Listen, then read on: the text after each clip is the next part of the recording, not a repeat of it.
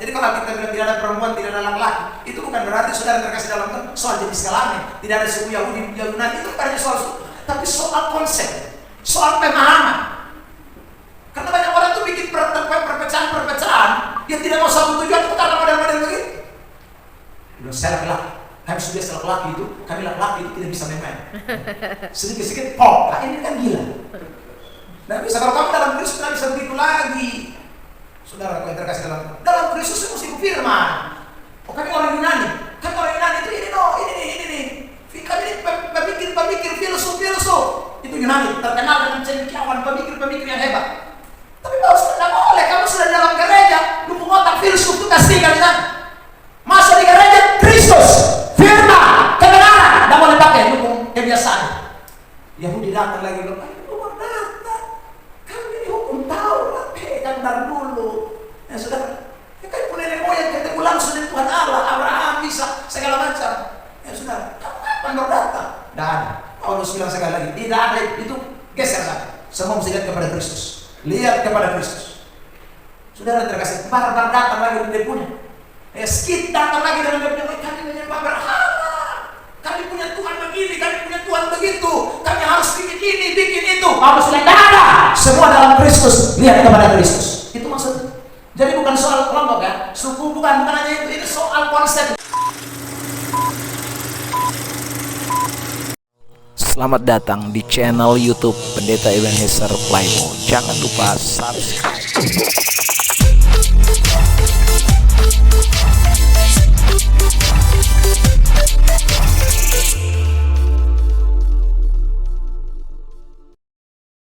Ya, saudara yang terkasih, karena tidak ada manusia hebat di dunia, semua tunduk kepada Tuhan Allah.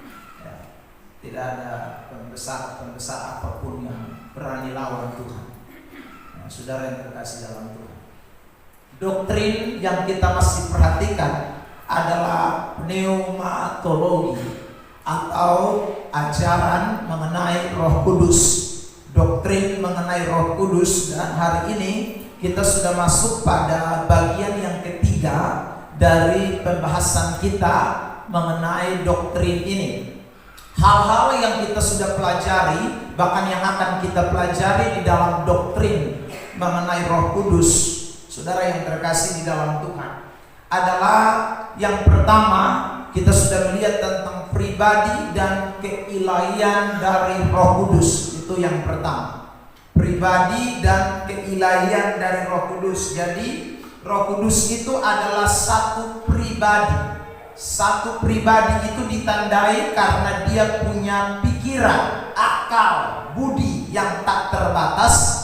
Dia punya perasaan sehingga dia bisa didukakan, dia bisa disakiti, dia bisa mengerti keberadaan kita, kelemahan kita. Itu karena dia punya perasaan. Itu saudara pribadi. Lalu kemudian yang ketiga, Roh Kudus itu adalah pribadi karena dia adalah Allah yang berkehendak. Dia punya kehendak, punya keputusan, punya kedaulatan. Maka Roh Kudus itu disebut pribadi. Lalu minggu yang lalu kita sudah memperhatikan keilahian Roh Kudus. Kita membahas tentang Roh Kudus itu ada di dalam kekekalan. Karena kekal maka dia Allah. Dia tidak pernah berawal dan tidak pernah berakhir. Itu namanya kekal. Dan yang bisa itu hanya Allah. Karena manusia, binatang, hewan, tumbuhan, semua tidak kekal. Semua akan habis lenyap. Tetapi Allah kekal, saudara. Dan itu Roh Kudus. Lalu kemudian Roh Kudus itu adalah Allah atau ilah. Karena dia adalah yang maha hadir. Dia maha hadir, dia omnipresent. Dia ada di mana-mana. Saudara yang terkasih di dalam Tuhan, mau lari ke gunung dia ada, mau masuk di laut dia ada, di mana saja dia ada. Dia omnipresent. Yang punya sifat maha hadir itu hanya Allah dan tidak ada yang lain. Manusia tidak maha hadir, setan tidak maha hadir, dan lain-lain semua tidak maha hadir, kecuali hanya Allah saja yang maha hadir.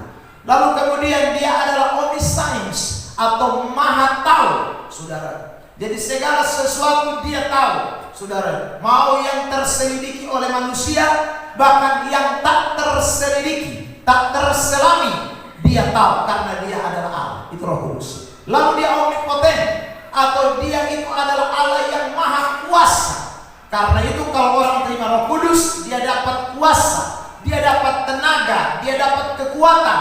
Karena Roh Kudus itu adalah maha kuasa. Saudara yang terkasih, itu yang kita sudah lihat tentang keilahian dari Roh Kudus.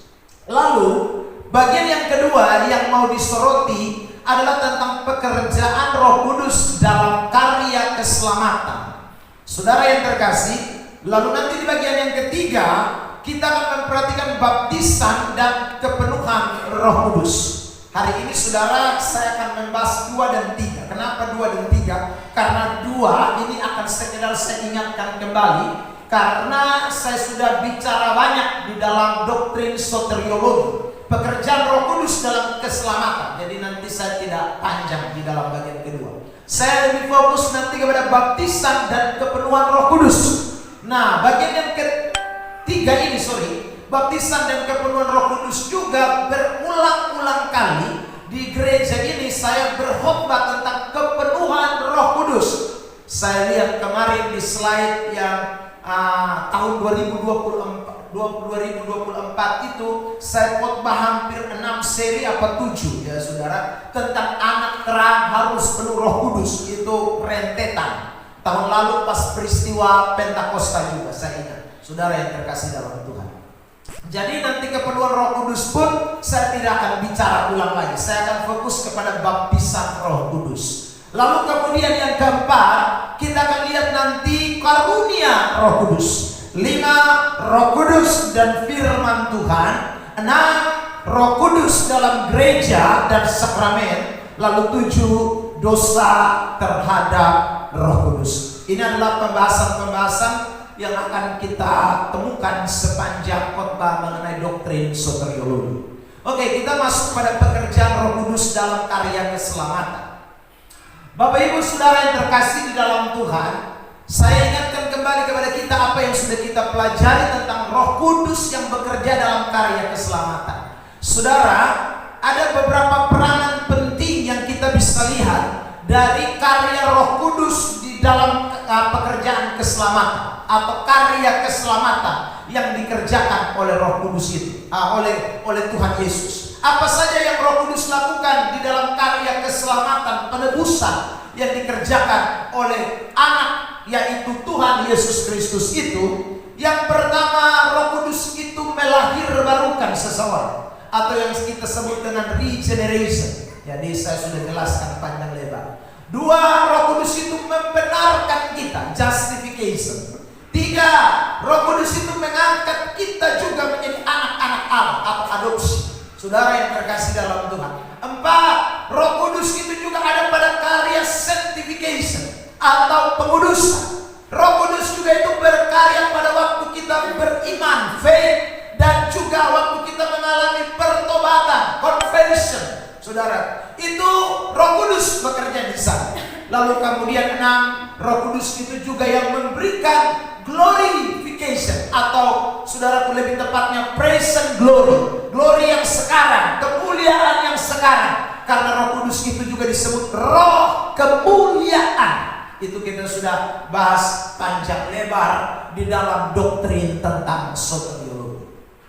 Saudara yang terkasih dalam Tuhan, di kemarin saya menutup juga bagian ini di salah satu tempat ya, acara tentang doktrin soteriologi, dan kelas itu diakhiri dengan ya tanya jawab yang sangat luar biasa. Saudara yang terkasih, seorang anak berusia ya masih SMP kelas 2, tapi saya rasa pengetahuannya terhadap firman Tuhan luar biasa. Saudara yang terkasih dalam Tuhan, di Kupang ya, anak di Kupang.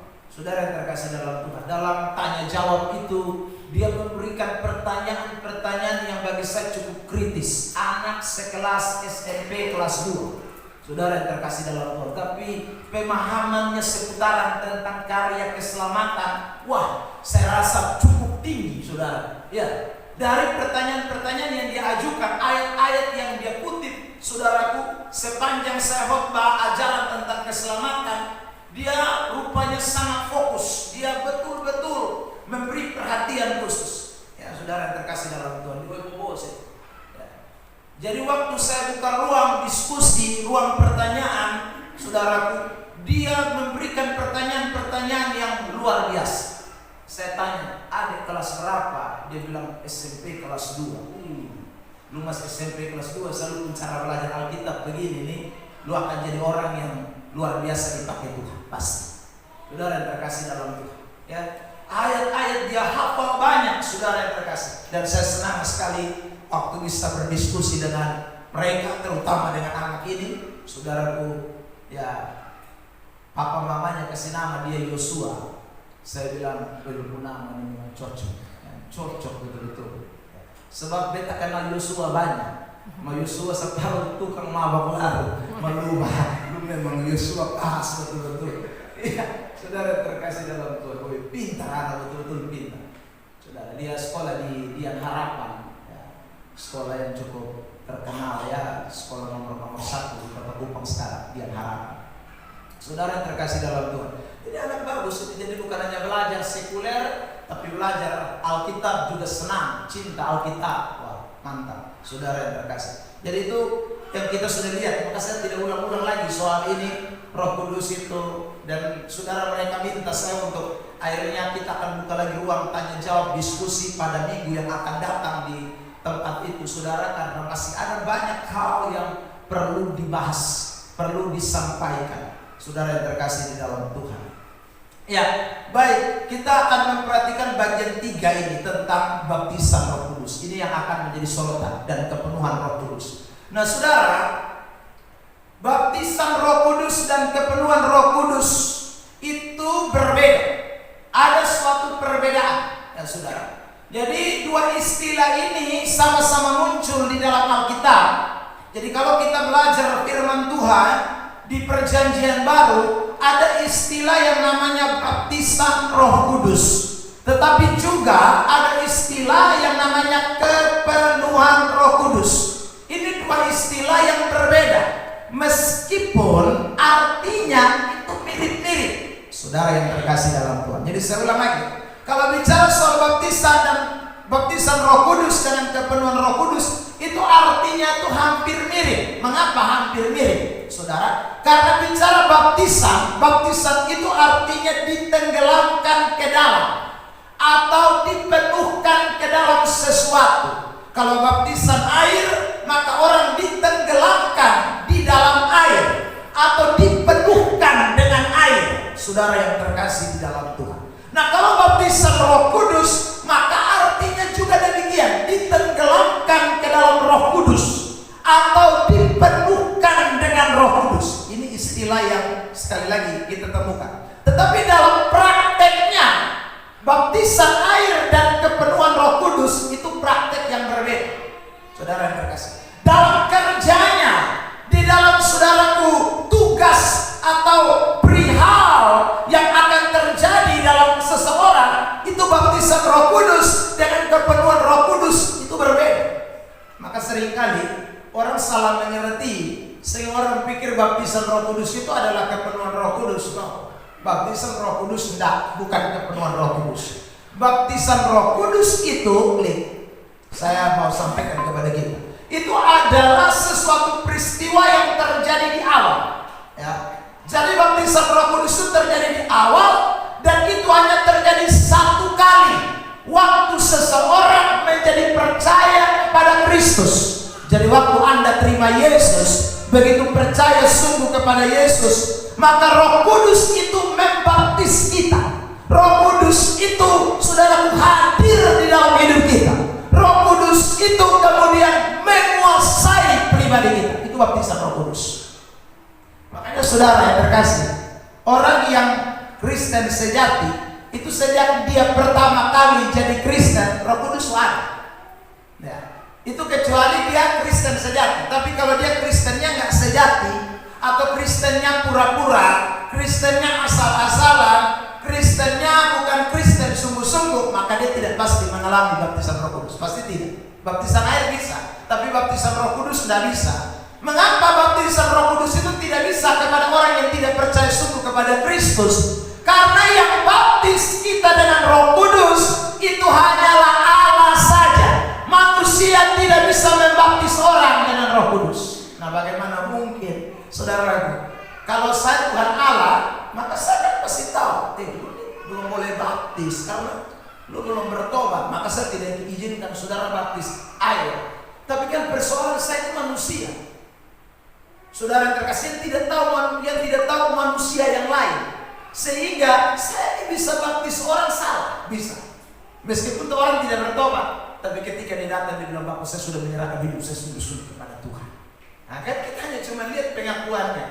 Lalu kita mungkin masih bertanya, apa betul lu sungguh-sungguh memberikan hidup kepada Tuhan? Dia bilang, ya betul Bapak, betul, saya sudah sungguh-sungguh. Apalagi kalau dia sampai bilang begitu, angkat-angkat tangan, sungguh-sungguh. Ini kan kita dipercaya. Saudara, maka oke lah, kalau begitu besok kita baptis kamu, ya sudah. Tapi saya tidak tahu apa yang ada di dalam hati. Hari esok, hari lusa, tahun depan, saya tidak tahu tentang ini orang. Saudara yang terkasih dalam Tuhan. Tetapi beda dengan Allah, beda dengan Tuhan.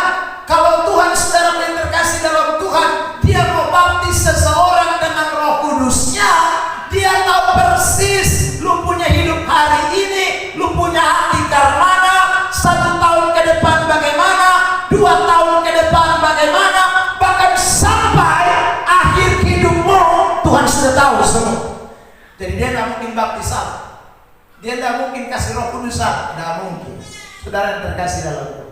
Maka itu kalau Kristen palsu pasti tidak ada Roh Kudus. Kalau Kristen palsu pasti saudaraku dia tidak dibaptis Roh Kudus. Meski sudah dibaptis air, meski sudah disidi, meski sudah saudaraku makan perjamuan, meski mungkin pelayanan, tapi Roh Kudus tidak ada dalam diri. Itu pasti anak-anak Tuhan. Nah, ini bedanya dibaptis Roh Kudus. Jadi saudaraku, orang Kristen sejati itu pasti punya Roh Kudus, itu tanda. Karena dia pasti dibaptis oleh Roh Tuhan. Lihat Kisah Para Rasul pasal 1 ayat 5 lebih dulu. Ya, sebab Yohanes membaptis dengan air. Ini saudaraku perihal baptisan. Yohanes membaptis dengan air, tetapi tidak lama lagi kamu akan dibaptis dengan 1, 2, 3 Roh Kudus. Roh Kudus. Jadi ini maksudnya ada perbedaan.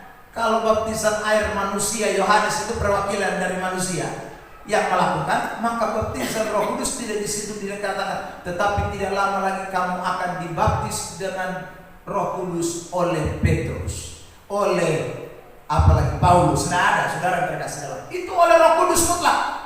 Saudara bisa bandingkan kisah pasal Matius pasal 3 ya, ayat yang ke 13-14 kalau saya tidak salah. Di situ juga disampaikan kepada kita. Yohanes Pembaptis mengatakan bahwa aku membaptis kamu dengan air, tetapi dia yang akan datang kemudian akan membaptiskan kamu dengan Roh Kudus dan api. Dia yang akan datang kemudian, itu berarti bukan Yohanes. Saudara yang terkasih dalam, ini Allah. Jadi tidak mungkin saudaraku Allah membaptis orang salah, tidak mungkin. Saudara yang terkasih dalam Tuhan. Makanya saya ulang lagi, kalau dia sungguh-sungguh Kristen sejati, dia pasti mengalami yang namanya baptisan Roh Kudus. Karena lewat baptisan Roh Kudus itu kita bisa menjadi orang-orang percaya. Lihat 1 Korintus 12 ayat 13. Ya, jemaat kita baca ayat ini. 1, 2, 3. Sebab dalam satu roh kita semua, baik orang Yahudi maupun orang Yunani, baik budak maupun orang merdeka, telah dibaptis menjadi satu tubuh, dan kita semua diberi minum dari satu roh. Saudara yang kasih oleh Tuhan, kita semua telah dibaptis menjadi satu tubuh. Maksudnya ini baptisan Roh Kudus ini tentunya. Kenapa? Diperjelas dari kalimat selanjutnya, kita semua diberi minum dari satu. Anak-anak Tuhan yang terkasih di dalam Tuhan Yesus Kristus. Ini betapa pentingnya kita. Jadi itulah yang disebut dengan baptisan Roh Kudus. Jadi kita semua jadi satu tubuh Kristus. Kita menjadi bagian yang menjadi milik Kristus. Makanya orang kalau sudah penuh Roh Kudus, orang kalau sudah dibaptis Roh Kudus, tidak bisa saudara Roh Kudusnya itu keluar masuk, tidak bisa. Ya saudara, Roh Kudusnya itu akan tinggal permanen dalam diri orang itu. Roh Kudus itu akan selama-lamanya sampai Tuhan Yesus datang kembali yang kedua kali. Saudara yang terkasih, dia jaminan, dia menjadi materai buat saudara dan saya. Jadi itu baptisan Roh Kudus. Jadi satu kali masuk, selama-lamanya tinggal di dalam diri kita.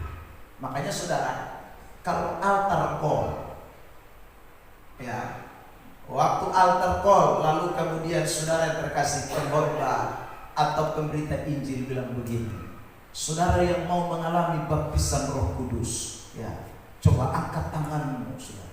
Itu yang boleh angkat tangan hanya yang percaya palsu atau yang belum jadi Kristen, ya saudara. Kalau saudara sudah yakin, saudara Kristen sungguh-sungguh, percaya sungguh-sungguh, dan belum lagi baptisan Roh Kudus, kecuali waktu altar call dia bilang begini, siapa yang mau dipenuhkan dengan Roh Kudus, yang terus dipenuhkan dengan Roh Kudus, maka saudara harus mengangkat tangan. Kenapa? Karena kepenuhan Roh Kudus itu tidak terjadi satu kali, tetapi terus menerus. Klik, saudara terkasih dalam Tuhan. Nah, ini bedanya. Jadi kalau baptisan Roh Kudus itu terjadi cuma satu kali, orang itu terima Roh Kudus, lalu kemudian Roh Kudus itu tinggal di dalam diri orang itu, maka penuh dengan Roh Kudus itu adalah suatu kejadian yang terus menerus. Sejak awal kita dibaptis Roh Kudus, waktu awal Roh Kudus itu penuhi hidup saudara dan saya, bahkan sampai akhir kita akan minta Roh Kudus penuhi, Roh Kudus penuhi, Roh Kudus penuhi.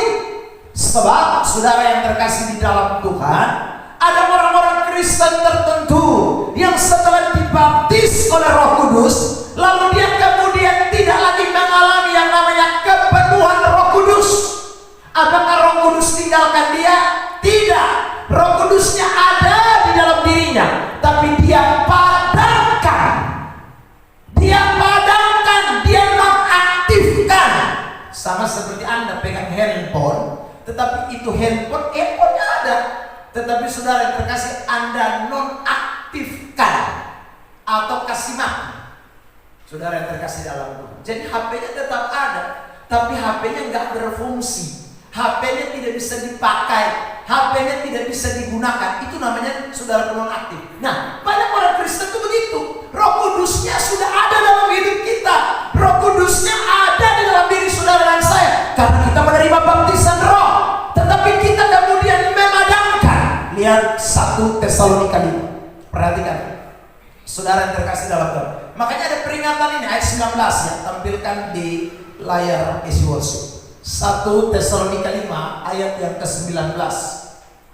Makanya orang Kristen harus tidak boleh tuh tidak mengalami yang namanya kepenuhan Roh Kudus. Sebab kalau saudara tidak hidup dalam kepenuhan Roh Kudus, maka berarti saudaraku, kita ini memadamkan, kita ini saudaraku menonaktifkan karya Roh Kudus di dalam diri kita semua.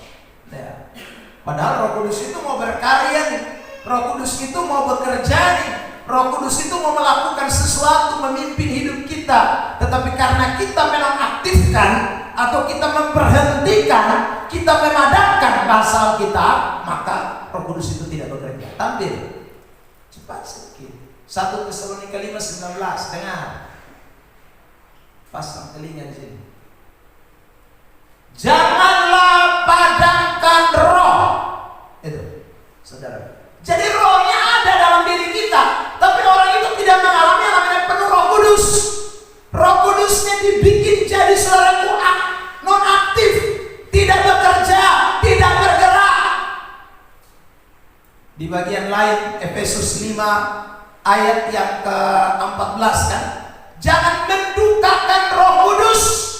Kita sudah belajar waktu kemarin tentang perasaan Roh Kudus. Itu kenapa? Karena banyak orang Kristen yang suka mendukakan. Mendukakan itu apa? Ya waktu Roh Kudus ada dalam diri saudara, sudah dibaptis Roh Kudus, tapi saudara mendukakan. Saudara yang terkasih di dalam Tuhan Yesus Kristus. Nah itu yang bahaya sekali itu.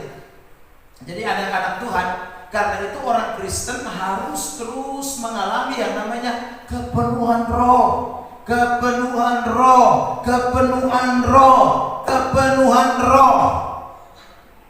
Lewat kesempatan ini, saya sudah pikir dan berdoa, saudaraku. Saya mau setiap akhir bulan kita tetap nanti akan ada doa seperti yang kita lakukan selama 10 malam. Setiap akhir bulan, 1 bulan 1 kali. Saya rindu saudaraku, kita ini betul-betul hidup dalam pimpinan Roh Kudus, betul-betul dipenuhi dengan Roh Allah, ya saudara. Nah, Roh Kudus itu hanya bisa aktif kalau kita punya relasi, kalau kita punya hubungan, kalau kita mau dia bekerja. Karena saya ulang, dia ini punya perasaan. Semakin Anda mau bangun relasi, hubungan, maka dia akan bekerja. Kalau relasi dan hubunganmu itu kendor, dia padam. Kalau relasi dan hubunganmu itu tidak baik, maka saudara terkasih dalam Tuhan, dia akan menjadi tidak aktif, non aktif, saudara. Itu makanya kita harus bangkitkan ini terus, tiap hari, tiap saat. Anak-anak Tuhan harus penuh Roh Kudus, penuh Roh Kudus, penuh Roh Kudus, penuh Roh Kudus. Itu penting. KKR 2 hari mulai sebentar di Manulai, itu bertemakan Manulai dilawat oleh Roh Kudus. Saudara yang terkasih dalam, saya beri tema itu, Manulai dilawat oleh Roh Kudus. Saudara yang terkasih dalam Tuhan, Roh Kudus ini penting. Sebab kalau sudah tidak perlu Roh Kudus, maka Roh Kudusnya padam. Kalau Roh Kudusnya padam, Roh Kudusnya tidak aktif, berarti sekali lagi kita hidup dipimpin siapa? Saudara yang terkasih, makanya kalau saudara baca surat Galatia, surat 1 Korintus, itu Paulus itu menegur jemaat-jemaat yang ada di Galatia, di Korintus, di Efesus tentang perihal ini, bahkan di Tesalonika. Saudara yang terkasih, kenapa Paulus tegur ini? Paulus ini mau cek, ya, mau cek sebagai hamba Tuhan, dia mau cek apakah benar ini Kristen di Tesalonika, Kristen di Korintus, Kristen di Efesus, Kristen di Roma, Kristen di Galatia, ini benar-benar Kristen yang hidup dalam baptisan roh, atau benar-benar memiliki Roh Kudus atau tidak. Salah satu ayat yang terkenal adalah 1 Korintus 3 ayat 16. Paulus berkata, tidak tahukah kamu bahwa baik Allah itu adalah kamu dan Roh Allah diam di dalam kamu. Ini Paulus cek. Setelah Roh Kudus ada di dalam kamu, masa kamu hidup dalam percabulan terus, hidup dalam kedagingan terus? Tidak mungkin. Kecuali kamu padamkan roh itu, kecuali kamu matikan roh itu, saudara. Atau yang kedua, kecuali Roh Kudus tidak ada dalam kamu. Itu hanya begitu saja. Itu hanya 2 itu, saudara. Jadi orang Kristen, ingat baik-baik, kalau itu orang itu suka hidup dalam dosa, itu tanda dia padamkan roh. Dia padamkan roh. Dia bikin duka cita Roh Kudus. Dia bikin Roh Kudus tidak penuhi dalam dia hidup. Saudara, itu kalau dia Kristen saja. Jadi Roh Kudusnya ada, Roh Kudusnya sudah dibaptis dalam dirinya, tapi dia matikan Roh Kudus. Saudara yang terkasih dalam Tuhan. Yang kedua, bisa jadi dia Kristen tetapi Roh Kudus tidak ada, makanya dia tetap dalam daging terus, dia hidup dalam daging terus. Saudara yang terkasih dalam Tuhan. Nah, ini perlu kita sama-sama sadari. Tetapi ingat baik bahwa yang namanya penuh dengan Roh Kudus, ya saudara, itu adalah sesuatu yang pasti dalam hidup seseorang Kristen. Maksudnya begini, kalau hari ini misalnya saya dalam kelemahan, saya bisa saja padamkan Roh Kudus, bisa, saudara. Ya, mungkin saya jatuh dalam sesuatu hal, ya, mungkin karena saya capek, lalu kemudian saya sudah mulai malas berdoa, malas belajar Alkitab, ya saya bisa padamkan roh. Roh Kudus itu tidak berkarya secara nyata lagi karena saya yang memadamkan, saudara terkasih dalam. Tapi itu tidak bisa permanen. Kalau betul-betul saya Kristen yang punya baptisan Roh Kudus, nanti saudara yang terkasih dalam Tuhan, di hari esok, hari lusa, saya pasti sadar karena Roh Kudus ini ada dalam diri saya. Meskipun saya tidak aktifkan dia, karena dia ada dalam diri saya, maka dia akan berbicara kepada saya. Ebenezer, lu sudah mulai malas doa, ya? Lu sudah mulai malas baca kitab suci, ya? Roh Kudus ingatkan. Sehingga saudara, saya akan sadar, insaf, ya, itu kerja Roh Kudus. Sehingga saya akan bangkit kembali, minta kepenuhan roh, minta alami Roh Kudus, minta untuk dipenuhi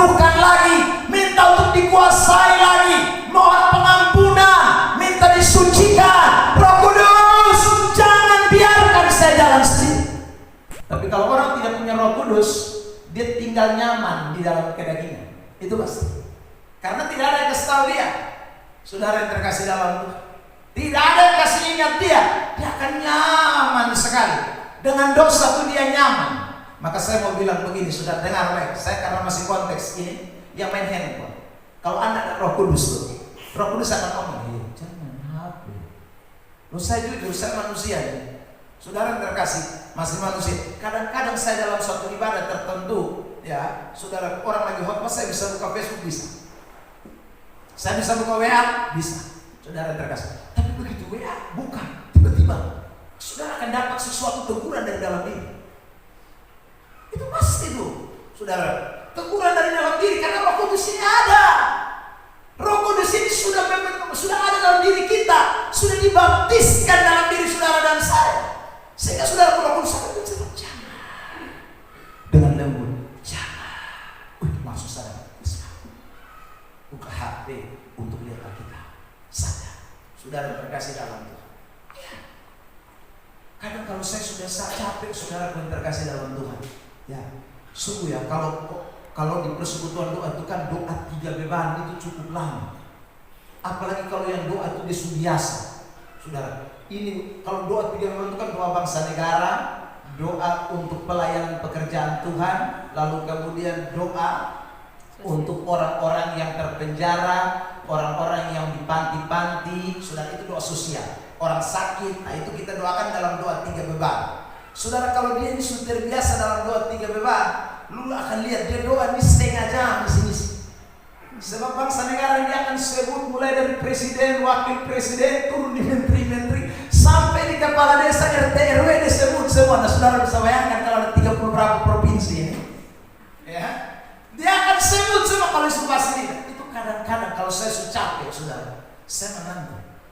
Sudah. Jadi saya kadang-kadang semua tak tidur ini. Sampai di mana di doa? Ya sudah. Ya, tapi begitu kalau semua tak tidur, kaget bangun. Ampuni Tuhan. Ya sudah, dalam doa besok tidur ini bisa hargai Tuhan. Sudah, ada teguran itu di dalam diri. Sudah, itu pasti ada. Saudara, itu kalau ada Roh Kudus. Tapi kalau orang tidak ada Roh Kudus, setiap kali 3 beban dinaikkan, dia bilang ini kesempatan.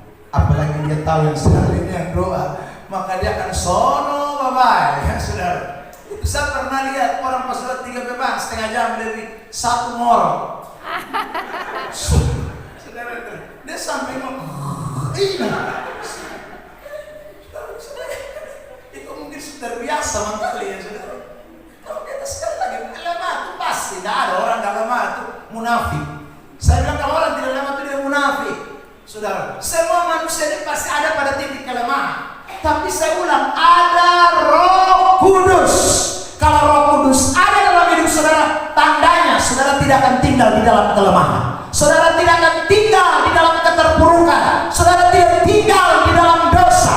Karena konsekuensi orang dibaptis Roh Kudus itu pasti harus terus mengalami yang namanya kepenuhan Roh Kudus. Beri tepuk tangan terbaik buat Tuhan Yesus. Saudara yang terkasih, boleh tidak orang Kristen tidak datang ke kebaktian? Saudara yang terkasih dalam Tuhan, sebenarnya tidak boleh. Sebenarnya tidak boleh.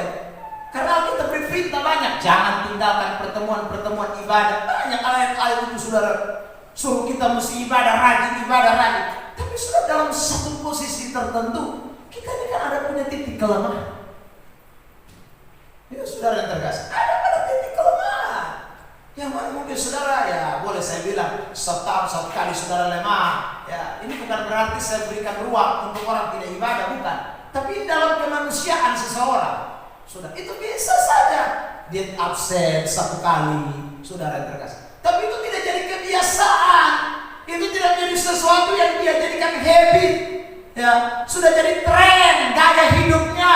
Bahwa tidak suka beribadah. Nah, orang kalau punya Roh Kudus, dia tidak ibadah 1 kali saja Roh Kudus ingatkan. Apalagi kalau tidak 2 kali.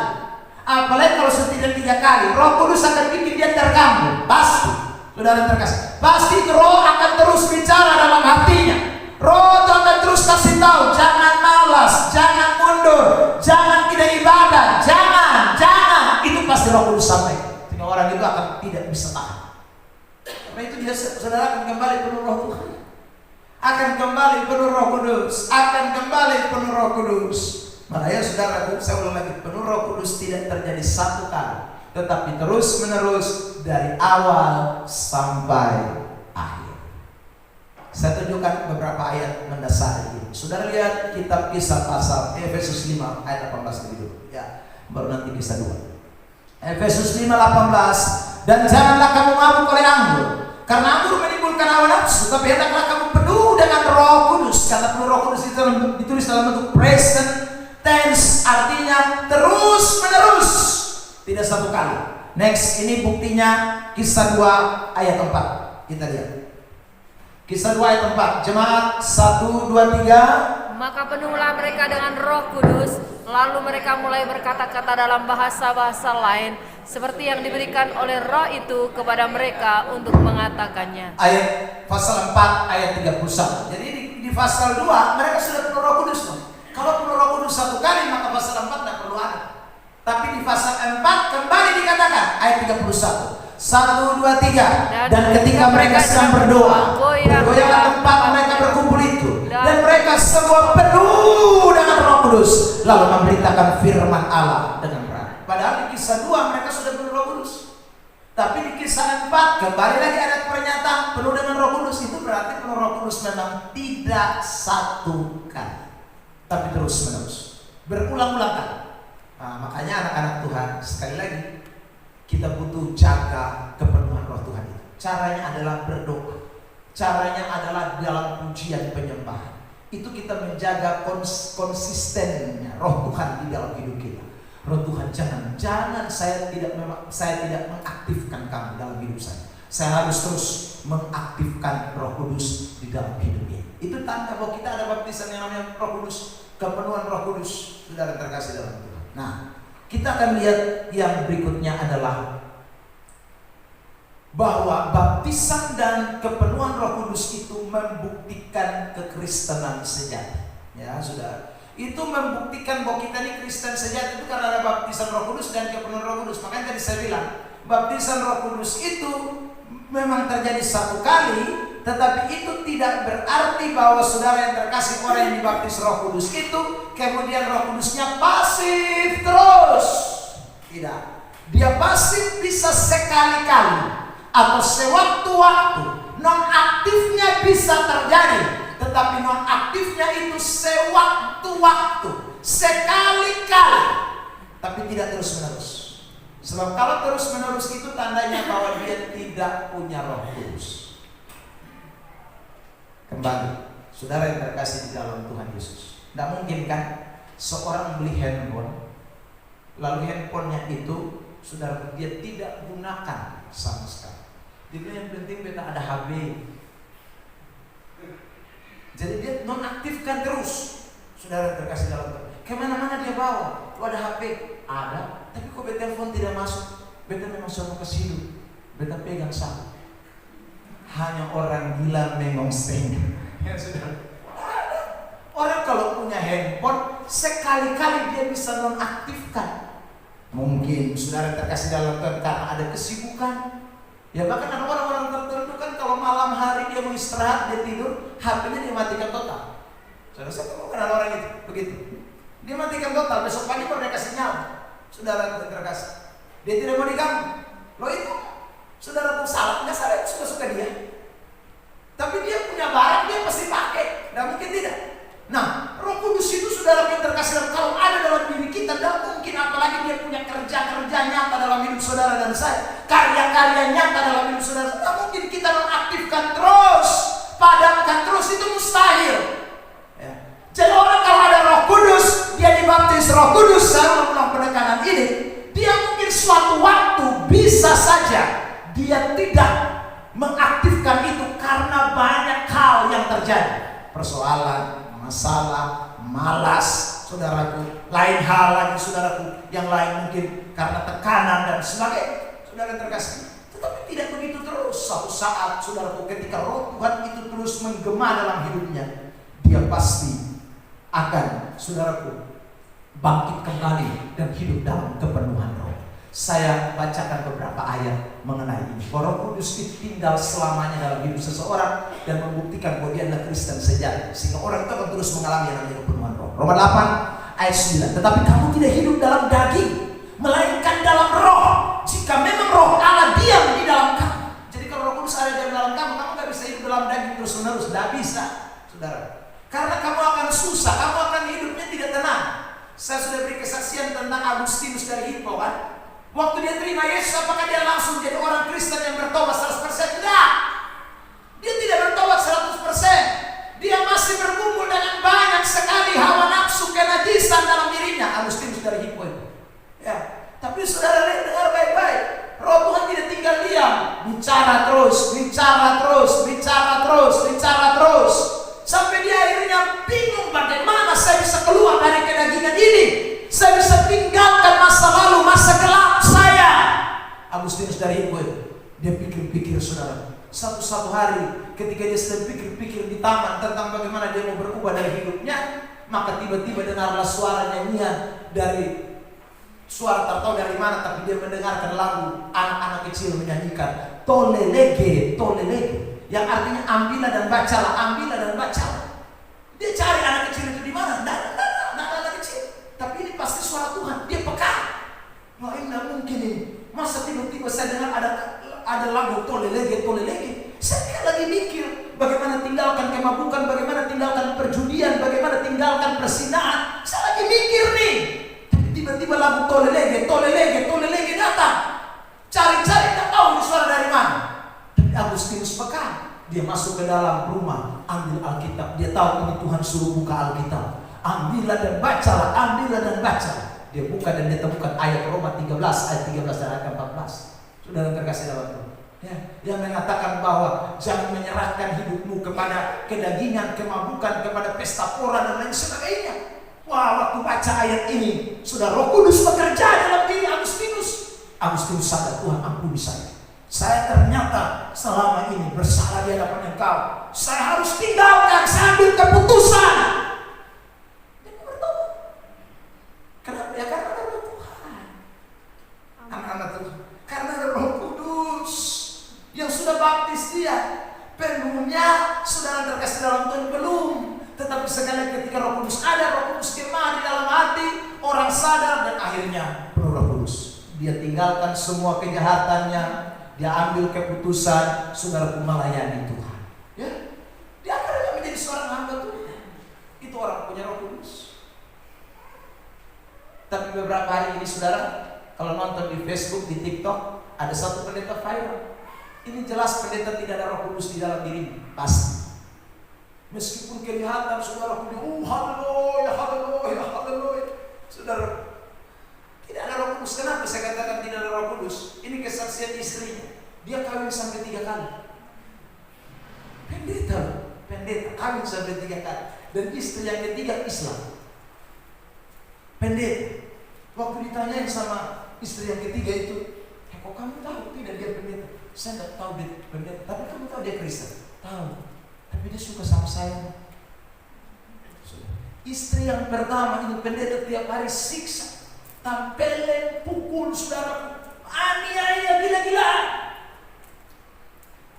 Tetapi saudara yang terkasih dalam hari Minggu dia berkhotbah kepada jemaah.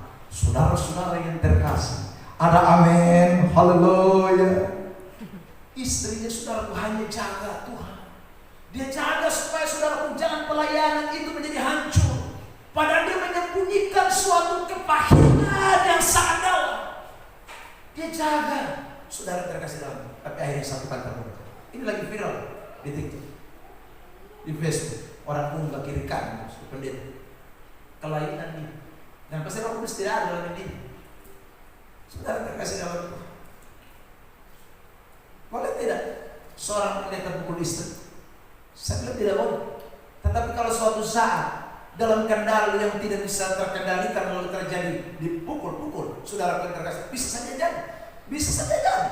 Tetapi saudara itu bukanlah sekali lagi tanda bahwa akhirnya kita terus main hakim, main pukul. Itu tanda Roh Kudus tidak. Kalau ada Roh Kudus setelah pukul, sadar Tuhan. Tangan ini pakai tumpak tangan di orang, kenapa tampilin istri? Sadar. Itu kalau ada Roh Kudus. Tapi saya lihat di video itu dia punya cara pukul ini, aduh apa kabar? Pok pegang besi, tusuk di perut, membelah apa? Anak Tuhan, jangan main-main loh. Itu pendeta secara Roh Kudus tidak ada. Tidak ada, dia tidak mengalami baptisan Roh Kudus. Karena orang kalau mengalami baptisan Roh Kudus, dia tidak bisa, saudara, tidak menjadi milik Kristus. Dia tidak bisa hidup dalam kedagingan, tidak bisa. Dia pasti akan tidak tahan hidup dalam kedagingan. Pasti saudara, dia akan berontak, persalahkan terus, tuduh terus, itu pasti. Tapi kalau orang nyaman, ayat tentram, saudara, itu tanda. Jadi Roh Kudus tidak ada dalam dia diri. Hanya Kristen palsu. Anak-anak itu. Ya, makanya saya ulang lagi, Paulus bilang, kamu tidak tahu kamu hidup itu ada Roh Kudus. Kecuali Roh Kudus ada dalam masalah hidup, makanya masalah berani melakukan percampuran non-stop. Saudara yang terkasih dalam Tuhan, tidak ada orang begitu. Anak-anak Tuhan, kalau Roh Kudus itu ada dalam diri, ya, kelemahan iya, tetapi bukan selama-lamanya. Karena Roh Tuhan itu diam di dalam kita semua. Nah, ini penting untuk kita semua perhatikan, sehingga kita semua yang sekali lagi hidup di dalam Kristus, yang hidup di dalam Roh Kudus, ini ajaran bagi kita. Kita ada dalam pekerjaan Roh Kudus, dibaptis Roh Kudus dan dipenuhkan dengan Roh Tuhan. Ya. Kalau di khotbah saya hari 10 malam itu saya bicara tentang manifest. Manifest itu beda. Yang namanya bergoyang, gemetar, itu manifest. Manifest dari kepenuhan Roh Kudus. Manifestasi, saudara. Karena ada Roh Kudus itu bekerja memenuhi sesuatu. Itu manifestasi itu tidak berlaku terus menerus. Manifestasi itu hanya berlaku sesaat. Saudara yang terkasih dalam, untuk membuktikan bahwa ada benar Roh Tuhan, bukan hanya kepada saudara, tetapi orang-orang di sekitar kita. Itu Roh Kudus itu mau buktikan. Makanya ada manifestasi bahwa ini benar ada, Roh Allah itu ada. Buktinya dia alami manifestasinya. Saudara yang terkasih dalam Tuhan, dan kita tidak bisa menyangkal itu. Supaya orang tidak menyangkal itu, Tuhan buat itu manifestasi itu. Tuhan buat itu manifestasi yang saya sebut, tepuk tangan, berteriak, bersuara keras, yang saudaraku, ya gemetar, tumbang, yang bukan dibuat-buat. Semua kalau terjadi, saudara, Tuhan mau buktikan supaya orang-orang lihat bahwa benar ada Roh Kudus, mau ada kerja Roh Tuhan. Tapi dia tidak selamanya. Makanya kan tidak ada tuh, saudara, selesai doa dia masih gemetar terus. Saya tidak bisa berhenti, Bapak. Saya bertangan terus. Rapat santai, gemetar. Itu namanya tremor. Gemetar terus. Anda mungkin itu ada sesaat manifest. Nggak ada orang sudah benar Roh Kudus, dia akhirnya manifestasi teriak terus. Orang suami juga. Hai. Itu namanya mau beranak. Tuhan, manifestasi itu sesaat.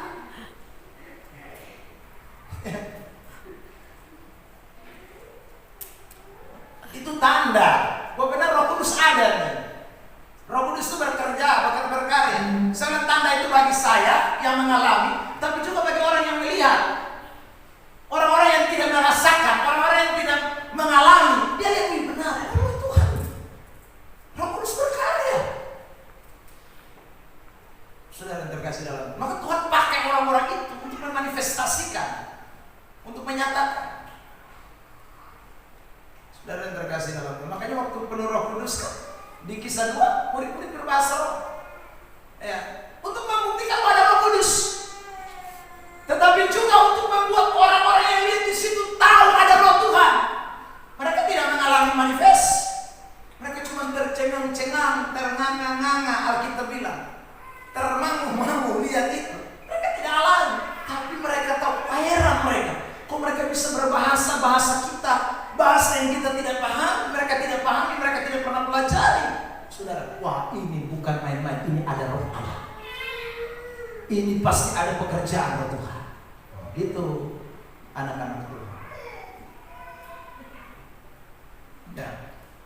Jadi saya ulang, tidak mungkin ya kalau saudara orang tidak mengalami yang namanya Roh Kudus dalam dirinya, itu mustahil. Kalau dia dibaptis Roh Kudus, tidak mungkin. Pasti ada pekerjaan Roh Tuhan itu yang nyata di dalam diri kita semua. Ya.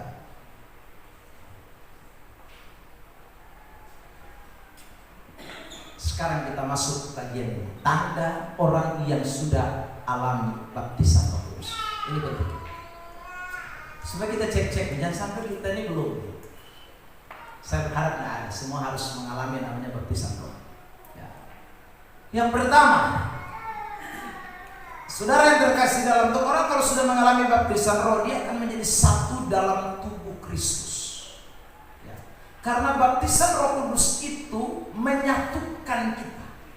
Baptisan Roh Kudus itu mempersatukan orang menjadi satu bagian yang namanya tubuh Kristus. Itu baptisan Roh Kudus. Karena sebelum kita mengalami baptisan Roh Kudus, kita terpecah-pecah. Kita ini, saudaraku, tidak menjadi satu tubuh. Ya. Kita terbagi-bagi, terkelompok-kelompok. Tapi baptisan Roh Kudus itu menjadikan orang Kristen itu menjadi satu tubuh yang namanya tubuh Kristus. Hanya beda, ada yang di kepala, ada yang jadi rambut, ada yang jadi telinga, ada yang jadi mulut, ada yang jadi hidung, ada yang jadi kaki. Pokoknya saudara terkasih, tapi kita satu tubuh, nggak bisa dua tubuh. Ya saudara, makanya gereja Kristen itu bisa berbeda-beda. Denominasi Kristen bisa berbeda-beda. Organisasi Kristen itu banyak sekali, saudara terkasih dalam Tuhan. Tetapi di dalam kacamata iman, di dalam kacamata kekristenan, kita ini satu tubuh. Dan namanya tubuh Kristus. Saudara terkasih dalam Tuhan. Ya. Kita ini satu tubuh yang namanya tubuh Kristus. Sebentar dan besok itu KKR itu dilakukan oleh persekutuan doa oikumene. Persekutuan doa ini kalau secara organisasi itu dia di bawah naungan gereja GBI, ya, Gereja Bethel Indonesia. Saudara yang terkasih di dalam Tuhan. Tapi mereka bergabung menjadi satu komunitas. Di situ ada Benit, ada GBI, ada Pentakosta, banyak sekali denominasi.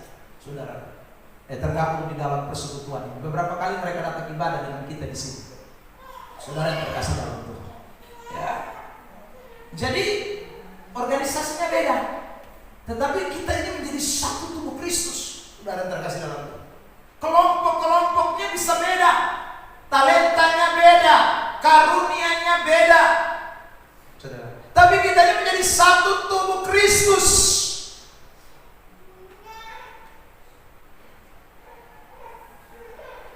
Saya ini kadang-kadang pikir, ya saudara,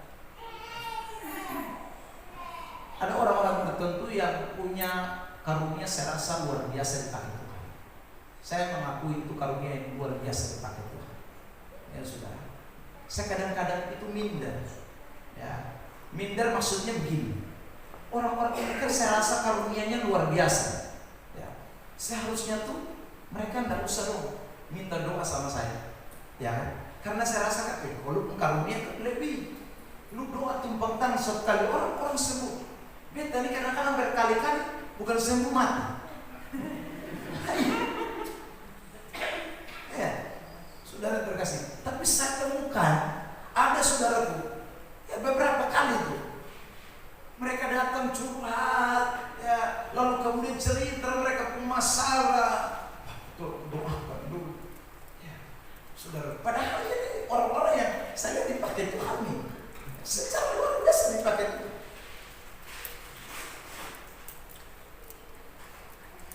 Bahkan kadang-kadang dengan kerendahan hati, ini saya cerita, saudara kenal Mama Muata ya, saudara yang terkasih dalam Tuhan. Mama Muata itu dipakai Tuhan dengan luar biasa, luar biasa.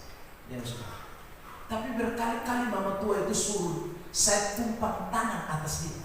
Berkali-kali, bukan satu dua kali. Dia berlutut, dia menangis sejadi-jadinya di hadirat Tuhan. Dan dia bilang, Bapak, tumpang tangan, taruh Bapak tangan dia. Saudara yang terkasih dalam Tuhan. Loh, kalau dia tidak tahu bahwa kita ini tubuh Kristus, tidak mungkin. Saudara, tidak mungkin. Ya. Orang kalau pergi berdoa di malam tua tuh, saudara, apalagi kalau pas hari Rabu, manusia antri. Malam tua pergi 2 minggu di Maumere pulang datang, orang basesa perang di Sikuman. Saudara yang terkasih dalam Tuhan, antri hanya untuk mendapatkan doa. Saudara yang terkasih dalam Tuhan. Tapi saudara lihat, hamba Tuhan saya ulang lagi, ini saya saksi nyata. Berulang-ulang kali beliau di hadirat Tuhan dan berkata, oh saya sudah, saya terbatas, dia punya banyak hal. Saudara terkasih dalam Tuhan, maka saya juga sadar bahwa saya terbatas. Saya juga ada minta dukungan doa, saudara, dari orang-orang yang saya tahu bahwa Tuhan pakai mereka untuk saudara membantu mendukung kita.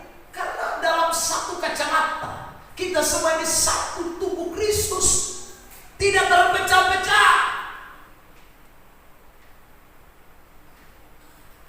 Nah, kalau saya ke Manulai, khotbah di Manulai, maka mau selalu bilang, Pak, doa bepo anak doa. Saya dalam hati, kok suka doa orang? Doa sendiri nak kenapa? Tapi saya doa untuk bepo anak supaya bisa main keyboard, supaya bisa main musik. Tiap kali tumpang tangan. Saudaraku, Tuhan kasih kalau dia buat ini anak. Saudara terkasih dalam Tuhan. Kenapa? Karena sekali kita menyadari kita satu tubuh Kristus. Satu tubuh Kristus. Hanya berbeda penempatan. Saya ulang. Ada yang Tuhan taruh di kepala, ada yang Tuhan taruh di kaki, ada yang Tuhan taruh di tangan. Kita beda-beda.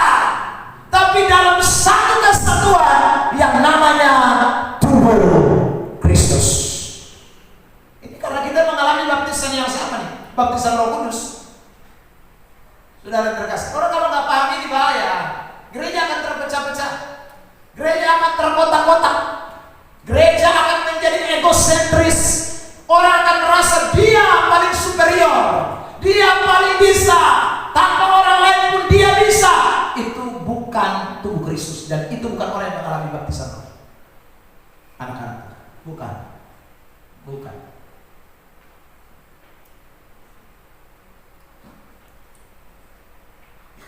Dan ini masih terjadi hari-hari ini. Kecuali Anda punya dasar, saya ulang lagi ya, kecuali dia tidak mengalami yang namanya baptisan Roh Kudus, atau dia tidak hidup dipimpin Roh Kudus, musuh. Itu pasti. Dia bukan kelompok kita, dia bukan satu tubuh dengan kita. Tapi kalau dia adalah orang-orang yang sekali lagi mengalami baptisan Roh, entah siapapun dia, dari golongan apapun dia, dari organisasi apapun dia, kita semua satu di dalam tubuh Kristus. Beri tepuk tangan terbaik. Saya mau sampaikan kepada kita semua, saudara yang terkasih dalam, maka kita tidak boleh memiliki yang namanya fanatisme yang tidak berdasar kepada Alkitab. Fanatisme kebenaran boleh, tapi fanatisme organisasi tidak boleh.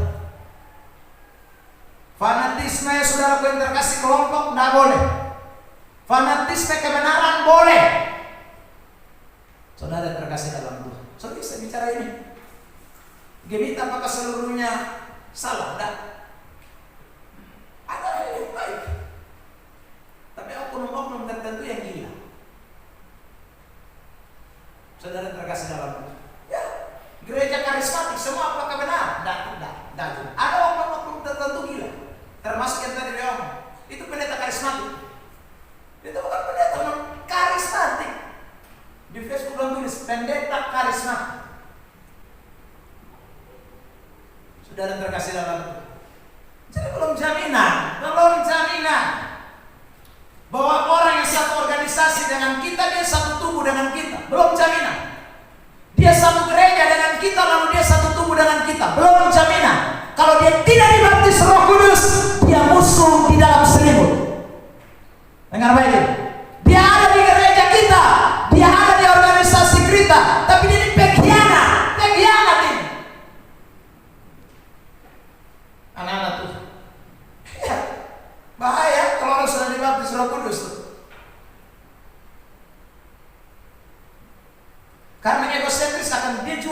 saja? Yesus saja dijual, Yudas Iskariot. Saudara pikir Yudas Iskariot itu termasuk dalam satu tubuh? Dia tidak mengalami baptisan Roh Kudus itu. Makanya dia beda.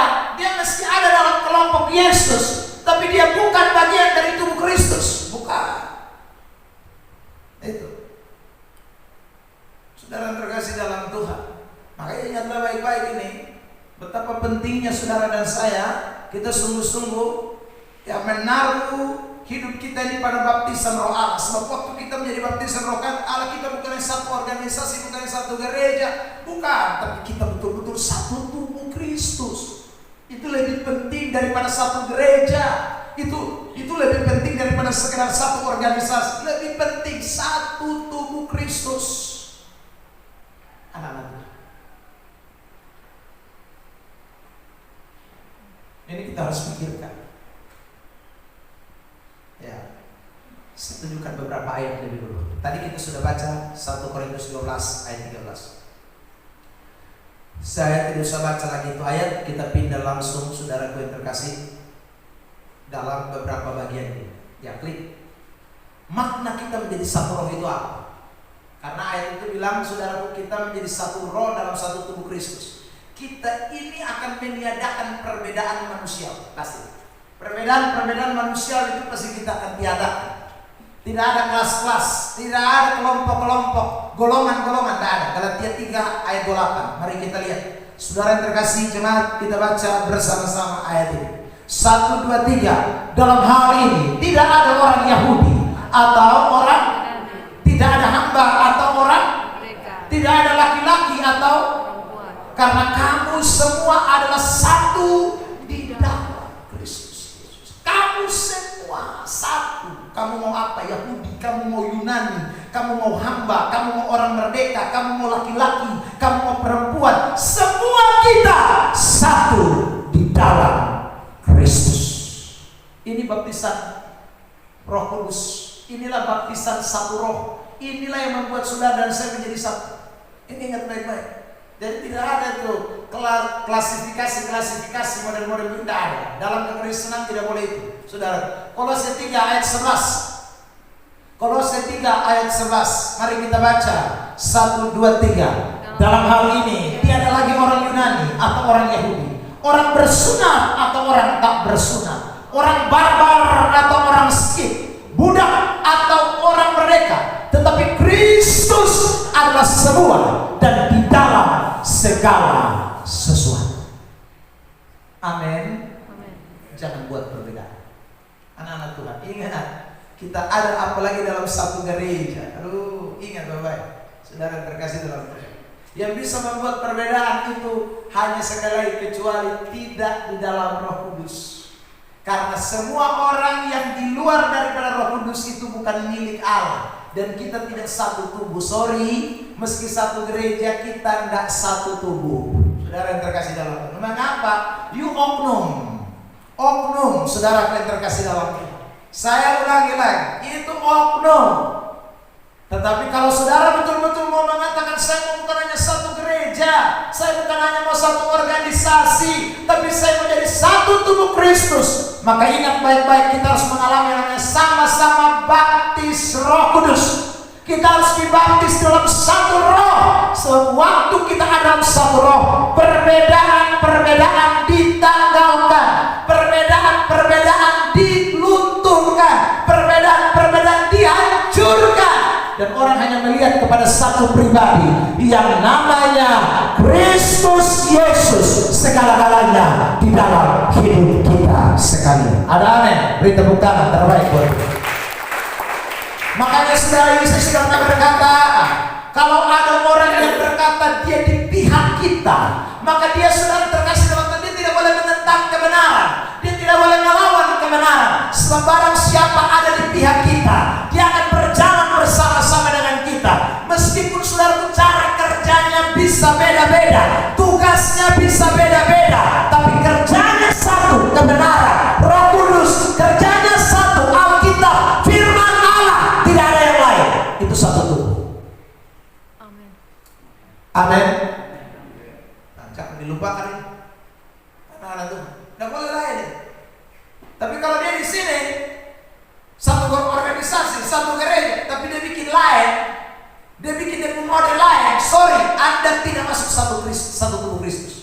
Anda penyelusup. Saudara terkasih dalam, tidak boleh. Kita harus satu gerakan, yaitu kebenaran, Injil, Kristus, itu fondasi kita. Tidak boleh lain. Makanya orang menjadi satu tubuh, dia harus sadari yang kedua. Selain tidak boleh ada perbedaan, konsep pandangan harus satu. Tidak boleh walaupun merdeka, skit, barbar, segala macam, mesti hilang. Semua melihat kepada Kristus. Itu maksudnya. Ini kebiasaan kedua. Ini bukan hanya soal suku loh. Ini bukan soal hanya keberadaan, bukan. Tapi ini soal sesuatu yang membuat orang itu berbeda. Itu tidak boleh. Ini bukan soal jenis kelamin, saudara. Jadi kalau kita bilang tidak ada perempuan, tidak ada laki-laki, itu bukan berarti saudara terkasih dalam soal jenis kelamin. Tidak ada suku Yahudi, Yunani, itu bukan hanya soal suku, tapi soal konsep, soal pemahaman. Karena banyak orang tuh bikin perpecahan, yang tidak mau satu tujuan itu karena model-model begitu. Bilang saya laki-laki, kami sudah laki-laki itu, kami laki-laki itu tidak bisa main-main. Sedikit-sedikit pop, nah ini kan gila.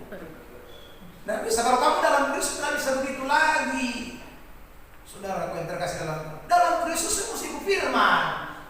Oh kami orang Yunani, itu ini nih. Kami ini pemikir filsuf. Itu Yunani terkenal dengan cendekiawan, pemikir yang hebat. Tapi Paulus tidak boleh. Kamu sudah di dalam gereja, lubung otak filsuf itu kasih tinggal di sana. Masuk di gereja Kristus, firman, kebenaran. Tidak boleh pakai lubung kebiasaan. Yahudi datang lagi bilang, "Ayo datang. Kami dihukum Taurat, kan dari dulu." Ya sudah. Kayak nenek moyang ketemu langsung dengan Tuhan Allah, Abraham, Ishak, segala macam. Ya sudah. Kamu kapan baru datang? Tidak ada. Paulus bilang sekali lagi, tidak ada itu, geser sana. Semua mesti lihat kepada Kristus. Lihat kepada Kristus. Saudara terkasih, barbar datang lagi dengan dia punya. Skit datang lagi dengan dia punya. Kami menyembah berhala. Kami punya Tuhan begini, kami punya Tuhan begitu. Kami harus bikin ini, bikin itu. Paulus bilang, tidak ada. Semua dalam Kristus. Lihat kepada Kristus. Itu maksudnya. Jadi bukan soal kelompok ya, suku bukan hanya itu. Ini soal konsepnya. Saudara yang terkasih dalam, bikin beda ini kan konsep, bukan soal. Coba saudara lihat ya. Orang ketemu, apa yang disodorkan? Konsepnya. Saya beri contoh ini bukan berarti saya mengklaim, tapi ini contoh. Otak roti. Lo apanya ini? Soal konsep kan? Orang roti itu terkenal dan debu otak roti. Makanya saudara terkasih dalam, orang sebut otak roti. Itu bicara konsep. Itu bukan soal itu. Tuhan tidak bicara soal ini bukan soal hanya sekedar suku. Ini konsep apa yang kita bangun. Dan konsep itu konsep duniawi yang tidak boleh kita bawa terus. Itu namanya satu tubuh. Anak-anak tubuh. Itu namanya satu tubuh. Maka tidak ada lagi ketika jadi Kristen mau konsep-konsep itu semua tunduk. Semua tunduk, tidak ada yang bergerak. Semua tunduk. Nah itu orang namanya dibaptis dalam satu roh. Itu namanya dibaptis di dalam satu roh. Semuanya kebenaran, undang-undangnya satu. Saudara yang terkasih dalam Tuhan, saya beri contohnya. Duta-duta besar. Ya, misalnya duta besar Amerika. Itu dia ditugaskan di Indonesia. Saudara. Tapi dia bukan dapat gaji dari Indonesia. Tidak. Meskipun dia tinggal di Indonesia, yang biayai dia hidup segala macam semua Amerika. Saudara yang terkasih dalam, hanya tinggalnya di Indonesia. Kita ini juga orang Kristen itu begitu. Kita ini tinggalnya memang di dunia, tetapi kita punya cara hidup surgawi. Amin. Kita memang tinggal di suku yang namanya Helon. Kita memang tinggal di suku yang namanya Alor. Kita tinggal di namanya suku Timor, tapi cara hidup kita surga. Itu namanya tubuh Kristus. Anak-anak Tuhan. Ini makanya susah. Banyak orang tidak mengalami yang namanya baptisan roh karena mesti jadi satu. Konsepnya tidak boleh beda. Paulus pakai itu ayat-ayat yang tadi saya sudah bacakan buat kita semua. Kalau kamu masih begitu, kamu tidak menjadi satu dalam Kristus, tidak bisa. Makanya saudara terjadinya banyak sekali dualisme pandangan, pemahaman. Ya karena orang tidak mau tinggalkan dia konsep lama. Dia pakai terus Kristen iya, tapi konsepku jangan dong. Saudara terkasih dalam Tuhan, makna satu roh. Yang kedua, apa itu makna satu roh? Ingat bahwa dasar dari pelayanan itu adalah karunia roh. Saudara terkasih dalam Tuhan, itu dasar dari pelayanan. Tapi ingat, yang kasih karunia roh yang menjadi dasar pelayanan kita itu, ya saudara, itu adalah Roh Kudus itu sendiri. Saya bisa khotbah karena ada Roh Kudus. Ya saudara, saya bisa mengajar karena ada Roh Kudus. Saudara terkasih, tadi saya sebut beberapa hamba Tuhan, mereka bisa mendoakan orang sakit karena ada Roh Kudus. Karena Roh Kudus kasih itu karunia.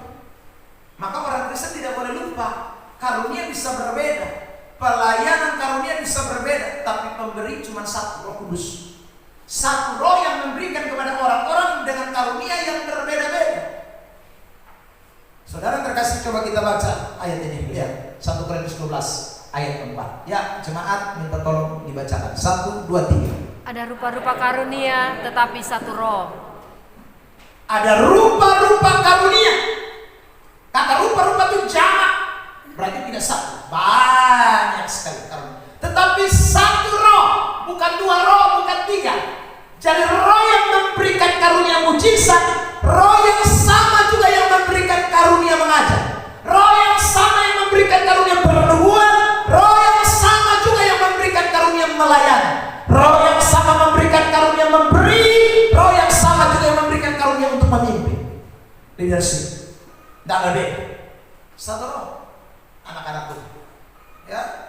Lihat ayat 11 dari ayat 1 Korintus 12. Kita baca bersama-sama. Ayat 11. 1 dan 3. Tetapi semuanya ini dikerjakan oleh roh yang sama dan yang sama yang memberikan karunia kepada tiap-tiap orang secara khusus seperti yang dikehendaki. Saudara terkasih dalam Tuhan, kita bersyukur Gereja Sidang Jemaat Allah Badan Pengurus Daerah NTT kemarin ya saudara sudah memberikan edaran untuk terbentuknya sekolah tinggi teologi ya, khusus untuk GSJA. Jadi I4 itu akan menjadi naik ya saudaraku, bukan lagi institut, bukan lagi sekolah Alkitab, tapi akan menjadi sekolah teologi ya. Sekolah tinggi teologi maksudnya nanti dia punya gelar yang sah ya. Saudaraku dan Bapak John sebagai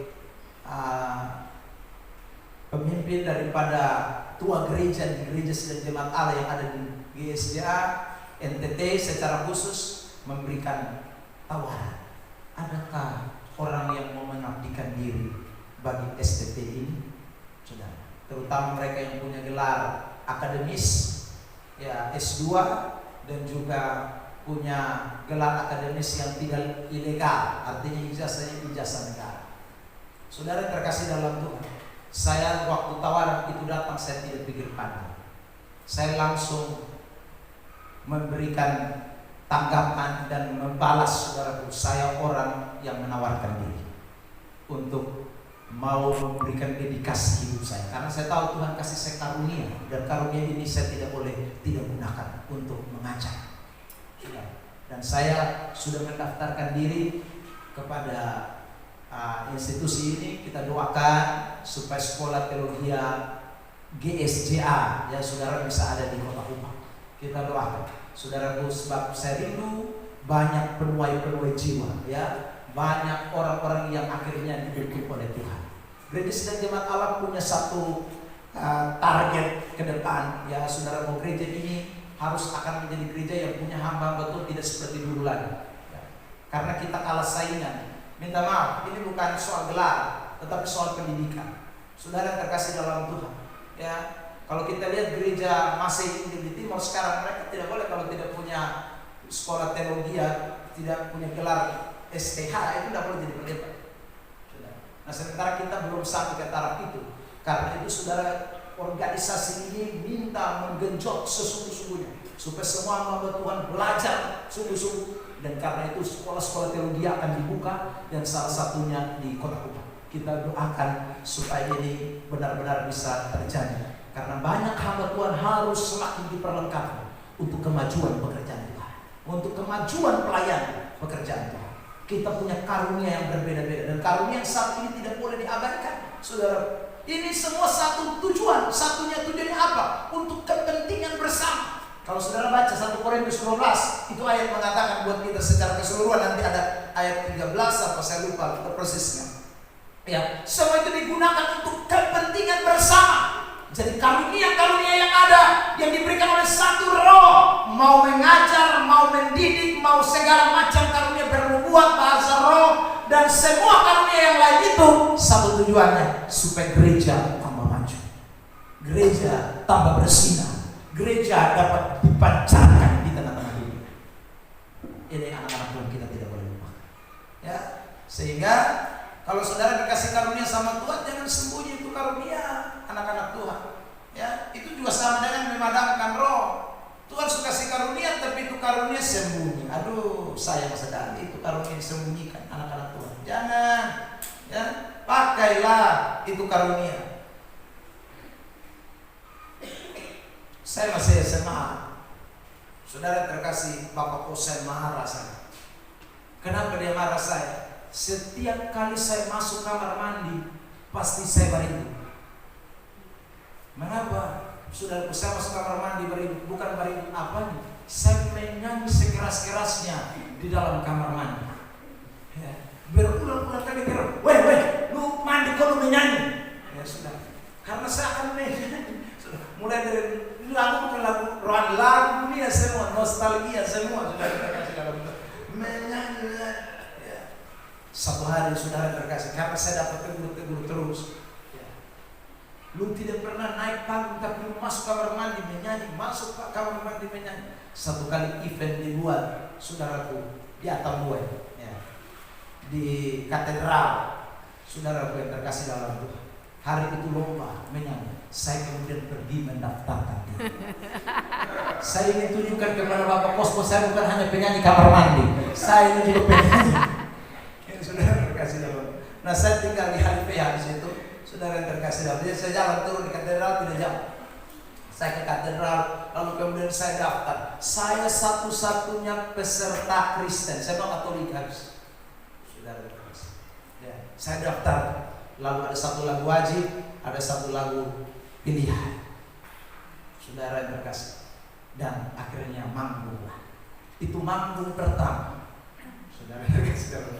Menyanyi, dan saudaraku, puji syukur saya dapat juara 3. Saudara, begitu saya dapat juara 3, saya pulang langsung Bapak Kos. Saya baru sampai, Bapak Kos langsung keluar. Wih, ternyata lu bukan hanya penyanyi kamar mandi.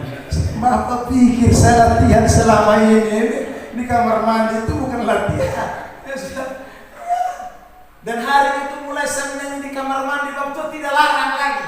Ya, saudara, saya menyanyi sebebas-bebasnya saya, karena dia tahu bahwa ternyata saya ada talenta juga. Ya. Bahkan saudara terkasih dalam Tuhan, kalau saya tidak tahu ada lomba menyanyi di mana, Bapak pasti kasih tahu. Lu ikut lomba menyanyi dulu. Ya, saudara terkasih dalam Tuhan. Ya, rupanya Tuhan kasih karunia itu. Dan waktu masuk sekolah Alkitab di Batu Malang, saudara terkasih, Tuhan kasih memang karunia saya, salah satunya talenta itu menyanyi. Itu Tuhan kasih. Lomba di kampus itu lomba menyanyi, termasuk pesertanya saya, Ibu Gembala, tapi saya kasih kalah dong semua, saya juara 1. Saudara terkasih. Nah itu karunia. Ada karunia. Dan di sekolah itu ada yang namanya kantata. Kantata itu saudara, itu satu event yang cukup besar di sekolah Alkitab. Jadi kalau orang masuk di kelompok yang namanya kantata itu sekitar 40-an orang, sepaduan suara yang besar. Saudara, itu kita latihan tuh bisa berbulan-bulan untuk menyanyi di gereja-gereja. Kalau pas Natal, pas Paskah, itu event yang besar-besar. Sudah dijawab. Dan saya masuk di situ. Lalu saudara terkasih dalam Tuhan, bukan hanya sekedar ada menjadi anggota dari kantata, tetapi saudara saya menjadi solonya, soloisnya. Makanya ibu gembala jatuh cinta sama saya.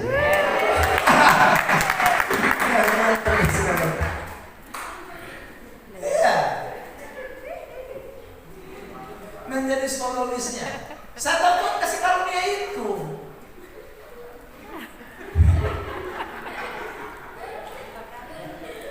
Dan selama saya praktek 2 tahun, 3 tahun atau 2 tahun ya, 3 tahun ya, sekitar 3 tahun, 2 tahun lebih, saya praktek di Malang. Saudaraku, memang saya talentanya menyanyi.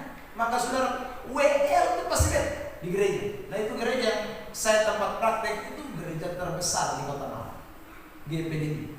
Yang saudara, itu gereja jemaat 1000-an orang. Saudara yang terkasih. Tapi saya tahu Tuhan kasih karunia itu, saudara, untuk melakukan bagi pekerjaan Tuhan, untuk melayani bagi pekerjaan Tuhan. Anak-anak Tuhan, ingat, karunia itu jangan sembunyi-sembunyi. Maka kalau itu karunia orang tidak mengobarkan itu, saya rasa terganggu. Saya sudah kasih tahu kepada ketua pemuda, saya mau mulai minggu depan tidak ada lagi yang hanya datang menyanyi pulang, ibarat macam mau mati saja, mau mati tidak mati, mau hidup tidak hidup, itu ibarat. Saya tidak mau lagi. Saya mau betul-betul, saudara, untuk Tuhan. Oh, kita main-main dengan karunia yang Tuhan kasih. Karunia itu pakai untuk melaut sama Tuhan. Sama-sama. Anak mesti punya karunia itu. Jangan karunia itu tidak dipakai. Saudara yang terkasih, saya cuma kasih contoh satu karunia ini yang namanya, tadi saya bilang karunia menyanyi. Ya karunia ada banyak dalam diri saudara. Ayo kobarkan. Dan karunia itu jangan sudah kobarkan karena duit. Sudah jangan karena duit. Saya sekali lagi tawarkan diri untuk mengajar di STT bukan karena uang. Tidak ada bilang tawarkan nanti kamu dapat gaji seperti itu. Tidak ada. Saya tawarkan diri. Saya mau melayani karena saya tahu ada karunia yang Tuhan beri. Karunia itu bukan dipakai untuk bayaran. Saudara yang terkasih, soal bayaran itu soal Tuhan. Tuhan yang atur. Percayalah, tidak ada sesuatu yang Anda kerjakan di dalam Tuhan itu sia-sia. Tidak ada. Dengar baik-baik, tidak ada. Semua di dalam Tuhan itu Tuhan perhitungkan. Amin. Loh, saudara terkasih, Anda ini, kita ini manusia saja. Coba orang kita lihat rajin kerja, Anda ada hati tidak untuk orang ini? Tidak mungkin Anda kasih biar dia, tidak mungkin. Hatimu pasti akan tergerak memikirkan sesuatu tentang dia. Itu kita manusia. Apalagi Bapamu di sorga ini. Dia tidak akan pernah membiarkan saudara. Hanya sekali kadang-kadang kita sembunyi karunia-karunia yang Tuhan beri. Kita pakai untuk dunia. Kita pakai untuk hal-hal yang tidak menyenangkan Tuhan. Kita lupa pakai untuk Tuhan. Jangan, anak-anak Tuhan. Hari ini saya mau tegaskan ini buat kita semua. Ayo, kobarkan api api semangat mengobarkan karunia itu harus ada di dalam diri kita. Saudara yang terkasih dalam Tuhan, jangan tidak. Ini penting, anak-anak Tuhan. Kedua, tanda, hanya 2 saja ya, tidak banyak-banyak, 2 saja. Menjadi tempat diam Roh Kudus secara permanen. Jadi kalau orang dibaptis Roh Kudus, tandanya Roh Kudus itu tidak akan keluar masuk, tidak ada. Dia akan selama-lamanya tinggal di dalam diri kita. Lihat ini 2 ayat ini. Saudara, 1 Korintus 6 ayat 19. Ya. 1 Korintus 6 ayat 19. 1, 2, 3. Atau tidak tahu kamu bahwa tubuhmu adalah baik Roh Kudus yang diam di dalam kamu. Diam di dalam kamu. Itu ayat ini. Diam di dalam kamu. Roh Kudus itu diam di dalam kita. Apakah 1-2 hari? Tidak. Yohanes pasal, tampilkan di layar saja. Yohanes 14 ayat 6. Saudara terkasih dalam Tuhan. Yohanes pasal 14 ayat 16. Yohanes 14 ayat 16. Ya. Itu ayat berkata Roh Kudus itu diam selama-lamanya, menyertai kita selama-lamanya. Aku akan minta kepada Bapa dan Ia akan memberikan kepadamu seorang penolong yang lain, supaya Ia menyertai kamu selama-lamanya. Selama-lamanya. Bukan 1-2 kali, selama-lamanya. Anak-anak Tuhan, karena itu ingatlah baik-baik betapa pentingnya Roh Tuhan itu dalam hidup kita.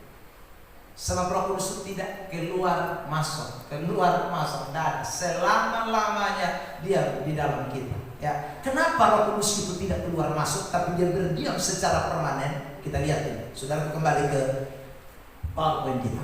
Yang pertama, karena kita sudah mengalami yang namanya penebusan sempurna. Penebusan kita ini bukan setengah-setengah, sempurna.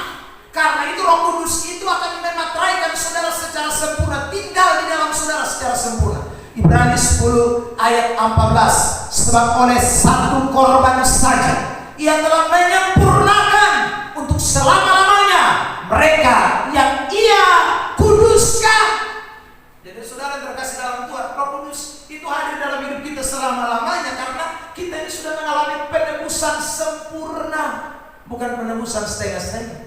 Kalau masih setengah, Roh Kudus tidak bisa diam dalam saudara. Kenapa? Karena kalau kita masih setengah, dosa belum selesai. Dosa masih berkuasa. Dosa masih punya serat. Dosa masih punya kekuatan. Roh Kudus tidak bisa diam. Tidak bisa. Roh Kudus saja bisa diam kalau hati kita sudah disucikan. Hati kita dibersihkan. Dan itu karya sempurna korban Yesus Kristus. Makanya kita sudah belajar tentang sanctification atau pengudusan. Waktu kita dikuduskan itulah Roh Kudus mau tinggal dalam diri kita, dia tidak keluar masuk anak-anak Tuhan. Nah makanya saya ulang lagi, Roh Kudus yang dibaptiskan kepada kita datang dari Allah. Dia tahu Ebenezer, lu kudus atau lu hanya main-main kudus? Lu benar-benar kudus sampai aku datang kembali, atau lu kudus yang hanya sekedar sesaat? Roh Kudus tahu. Maka dia tidak mungkin baptis yang main-main gila, tidak ada. Saudara terkasih dalam Tuhan, tidak mungkin. Dia pasti baptis yang sungguh-sungguh. Ada orang pernah bilang sama saya begini, Bapak, tapi dulu dia itu bahasa rohnya palsu, pasti, bukan dari Roh Kudus. Nggak mungkin dia bahasa Roh Kudus, bahasa roh dari Roh Kudus lalu kemudian dia menyangkal Yesus, tidak ada itu. Saudara terkasih dalam Tuhan, itu palsu. Ya, karena orang kalau punya Roh Kudus dia tidak mungkin Roh Kudusnya itu sebentar hadir di sini, besok keluar, nanti lusa datang lagi, nggak ada. Karena dia sudah membuat kita mengalami yang namanya penebusan sempurna. Makanya ada Yohanes 7 ayat 39. Sebelum Yesus itu mati, Roh Kudus itu tidak sempurna mutlak tinggal dalam diri seseorang. Tidak. PR itu saudara bisa lihat ya, perjanjian lama. Roh Kudus itu bisa keluar, bisa datang. Makanya di dalam kitab 1 Samuel, waktu Saul itu saudaraku berontak kepada Tuhan, Roh Kudus itu pergi, tinggalkan dia. Kenapa? Karena belum ada karya penebusan sempurna, belum ada. Tapi di dalam perjanjian baru penebusan sempurna, pengorbanannya sempurna. Tadi kita sudah baca kitab Ibrani, Yohanes 7 ayat 39 lagi. Lihat ayat ini, 1, 2, 3 jemaat. Yang dimaksudkannya ialah roh yang akan diterima oleh mereka yang percaya kepadanya. Sebab roh itu belum datang karena Yesus belum dipermuliakan. Roh Kudus belum datang kalau Yesus belum dimuliakan. Maksudnya apa? Yesus belum terangkat ke sorga.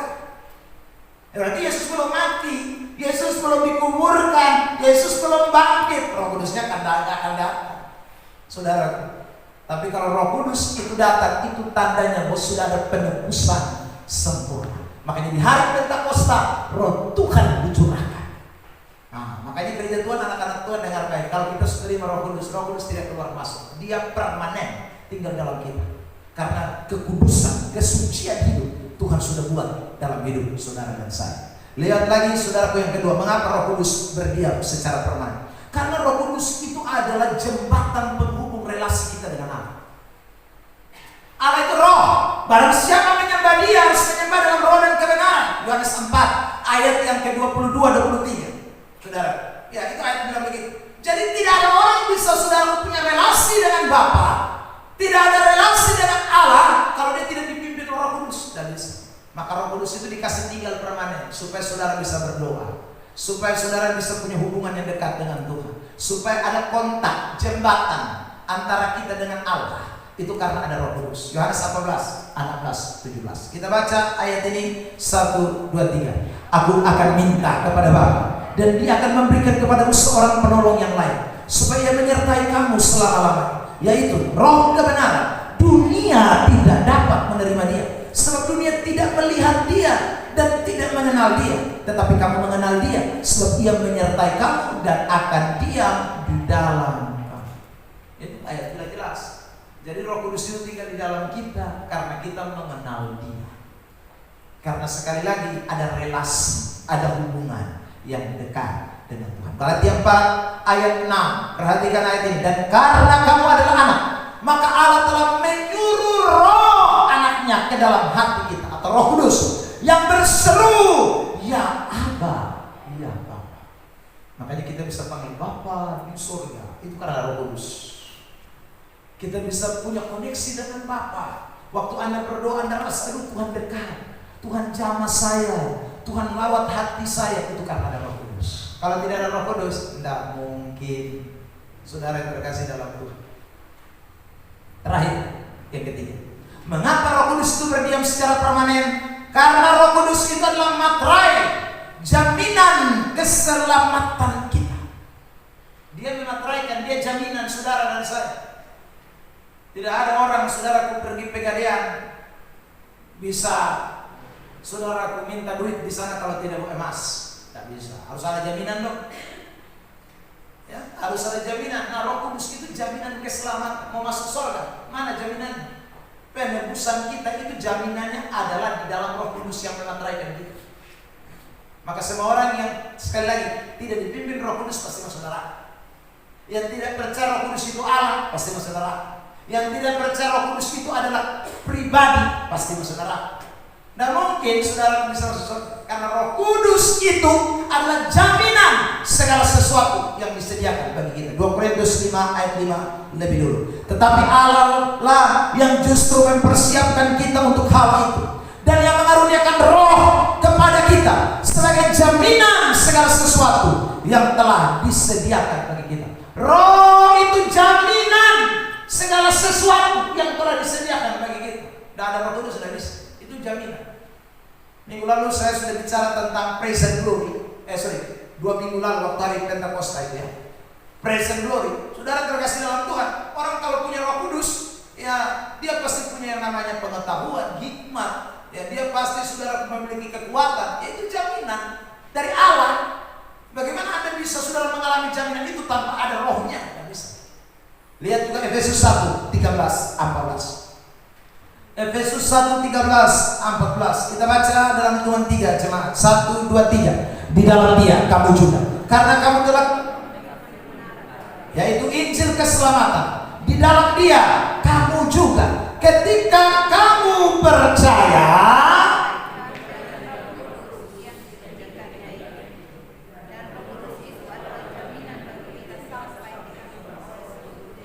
yaitu penebusan yang menjadikan kita milik Allah untuk memuji kemuliaan. Roh Kudus itu jaminan.